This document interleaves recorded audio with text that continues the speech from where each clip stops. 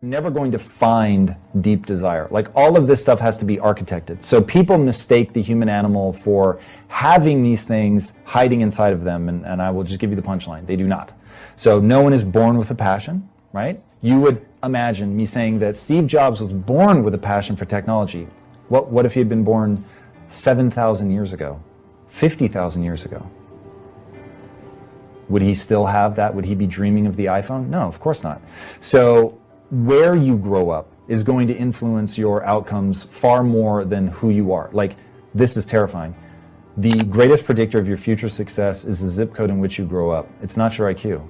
So when I was at Quest, my raging inferno, my reason for existing was to end metabolic disease. Well, now I'm doing impact theory, and I'm not thinking about metabolic disease anymore. I'm thinking about the poor mindset, and I'm trying to save people from their zip code is an easy way to think of it. And so I fanned those flames, which was something I wasn't even thinking about when I was at Quest. So it's like, you can very much pivot, you can decide, but it has to be something real. Like, these are real things. I really did care about ending metabolic disease because of my family. I really do care about the zip code being a predictor because of people I've loved in my life who have succumbed to that, and my inability to help them up to this point. So it's like, you take that initial spark and then you cultivate it like you would a fire. But to me, life is going to be a grand struggle until you understand that you are a chemical processing plant.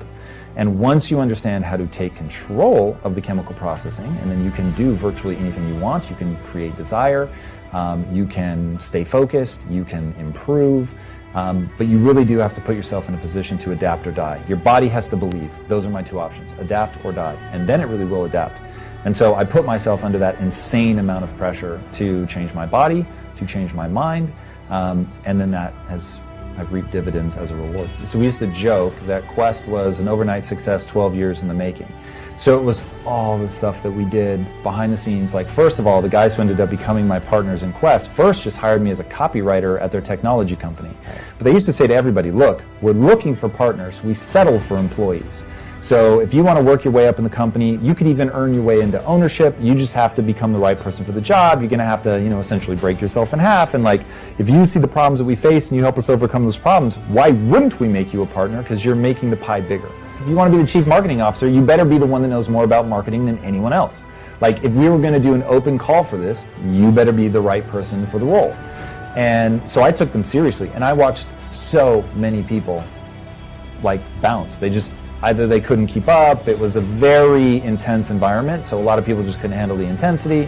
All right, motherfuckers, we're here to do this, and either you're in or you're out, you know what I mean? Yeah. It was just intense, and it was the perfect thing for me. So what I needed to learn, I was very soft as a kid. Nobody told me to toughen up. I was a kid that would get hit in the leg with a soccer ball and start crying. And so now I was in an environment where it was like, yo, nobody here respects that. So like, you better fucking get it together.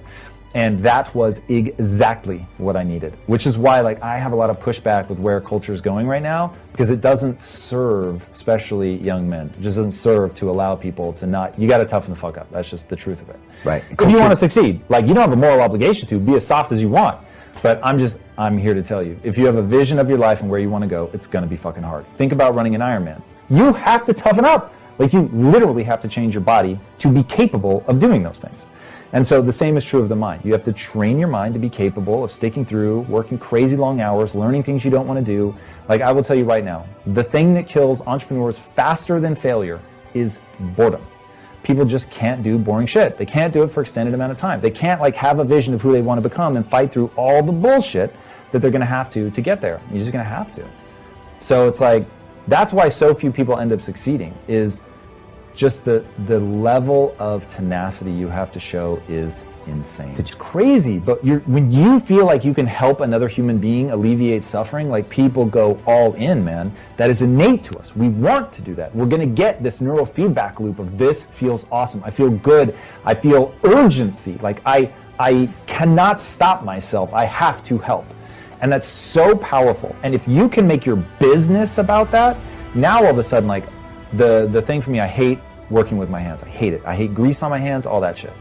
And at Quest, I was the first of the 3 partners to go full time. So the other 2 continued running the software company, so we had like the fallback in case something went wrong, and I started Quest. and I was having to repair equipment, which is something I absolutely fucking hate. So when I was under equipment, and I'm talking like you're working, it's 2 a.m. on a Friday and your knuckles are bleeding from like trying to fix something, and you're thinking, what am I doing? I kept saying, I'm here to save my mom and my sister, because they were morbidly obese. And I knew if I couldn't give them food that they could choose based on taste that happened to be good for them, that I would literally lose them too soon. And so I was like, that's what this is about. That's why I'm here. I'm not here to get rich. I am here to save my mom and my sister. Like, if you don't understand that, like, you have to create a story, you've almost got to mythologize it. That's how you turn it into this, you know, inferno of desire. It's like, my mom and my sister didn't ask me to save them. It's not like they were in imminent peril, but it was, I chose to focus on that. Because I remember thinking, all right, I've got one partner who's really, really knowledgeable about nutrition.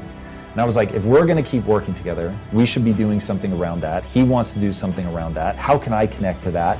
Well, I can connect to that because if we're solving metabolic syndrome, then man, my family is like primary candidate number one. So I'm just going to think about them. And there's a quote, it's attributed to Mother Teresa, but I'm not sure she actually said it, but I'll give it to her anyway. And that is, no one will act for the many, but people will act for the one. So basically, stop thinking about solving the world's problems. Find somebody you know and love that has that problem and solve it for them. And so I was like, cool, my mom and my sister, that's all I'm going to think about. It's people I see all the time. I love them fucking dearly. I really don't want to lose them, so there's nothing that I have to fake. And then I just associate it to ending metabolic disease. If I can help them, the knock-on effect is that I'll help hundreds of millions, maybe 1 billion people. So, but when I'm under the machine and my knuckles are bleeding, I was definitely thinking of them. Dude, fucking get through this. You've got this. Don't back down, not for anything. Like, you can figure this out. And so, understanding the power of self-narrative and that I would get that cool thing, knowing that I was fighting for my mom and my sister, like getting the whole big story and telling myself over and over and over what I was doing. You hype yourself up. I mean, you state shift, right? So you go from being pissed that you're there at 2 a.m. on a Friday and your knuckles hurt to, all right, I'm a fucking stud. I will see this through. And it just changes your entire frame of reference. So it's both real and manufactured. You get tougher, you get stronger, and so you're capable of more. So now it's like, I used to work a lot back then, but I literally now, I'll wake up usually around 3 to 4 a.m., and then I work until I go to bed at 9, so like, let's say I stop working at 8:55 to brush my teeth. A smart man learns from his mistakes, and a wise man learns from the mistakes of others. I've been a fool many times, and it seems like I'm sort of trying not to figure things out. I've been smart a fair amount of time. I've rarely been wise. One thing I wish I could have been wise about is chasing money. So I chased money for almost 10 years, just all out every day. That's what I said. I'm here to get rich, to make good on the promise that I made to my wife and to father-in-law, or to my father-in-law. And it was soul destroying because I had to work so hard to get here and to face my inadequacies daily, to be humbled daily, to realize how dumb you can be daily. So in this whole process, I did not come to think a lot about Tom. I came to think a lot about the human animal and realizing, oh my God, we all have the ability to change. And if people really knew who I was before, because they have a hard time believing it when they see me now, but I'm like, go ask my mom, who was surprised that I succeeded. Ask my father-in-law, who did not want me to marry his daughter. Ask my best friend. All the people who knew me the most were like, we did not expect you to be successful. My mom recently told me that when I told her I was going to get rich, that her and my aunts and uncles used to laugh at me behind my back because they were like, bless this kid, he's just a dreamer, like, but he's never actually going to get rich. So when you realize, no, like there is a process to go from hopelessly average to accomplishing something really extraordinary, and that any human who meets what I call minimum requirements, unfortunately there are minimum requirements, but if you're watching this show, I promise you meet minimum requirements. So if you do that and you put in the work, you can get